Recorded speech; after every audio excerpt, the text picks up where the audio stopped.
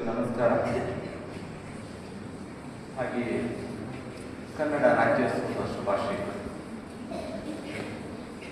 ಮಕ್ಕಳೇ, ಇಂದು ಕನ್ನಡ ಮನಗಳು ಅರಳಿದ ದಿನ. ಇಂದು ಕನ್ನಡಕ್ಕೊಂದು ಶ್ರದ್ಧಾಕೇಂದ್ರ ಸಿಕ್ಕಿದ ದಿನ. ಅದು ಕರ್ನಾಟಕ ರಾಜ್ಯದ ಸ್ಥಾಪನೆಯ ದಿನ. ಹೌದು, ಸ್ನೇಹಪ್ರಿಯ ಅರ್ಥವತ್ತಾದ ಭಾಷಣವನ್ನು ಮಾಡಿದ್ದಾರೆ.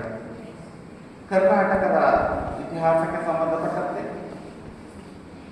ಕನ್ನಡ ನಾಡ ನುಡಿಯ ಸಂಬಂಧಪಟ್ಟಂತೆ, ನಮ್ಮ ಮುಂದಿನ ನಡೆ ಏನು ಅನ್ನೋದಕ್ಕೂ ಸಂಬಂಧಪಟ್ಟಂತೆ ಎಲ್ಲ ರೀತಿಯಲ್ಲೂ ಒಂದು ವಿವರವಾದ ಭಾಷಣ ಇದೆ.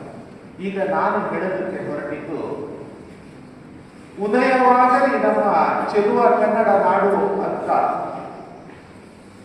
ಹೋರಾಟ ಮಾಡಿ ಅನೇಕ ಗಣ್ಯರು, ಅನೇಕ ಹೋರಾಟಗಾರರು, ಅನೇಕ ಕನ್ನಡಾಭಿಮಾನಿಗಳು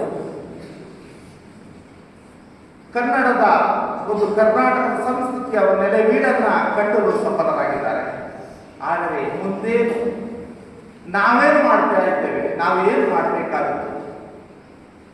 ಬಹಳಷ್ಟು ಕನ್ನಡಾಭಿಮಾನಿಗಳು, ಕನ್ನಡ ಹೋರಾಟಗಾರರು ಎಲ್ಲರೂ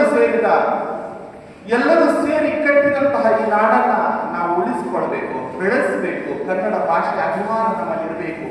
ನಾವು ಕನ್ನಡ ನಾಡಿನಲ್ಲಿ ಇದ್ದರೆ ಸಾಲದು ಮಕ್ಕಳೇ, ಕನ್ನಡ ನಮ್ಮೊಳಗಿರಬೇಕು.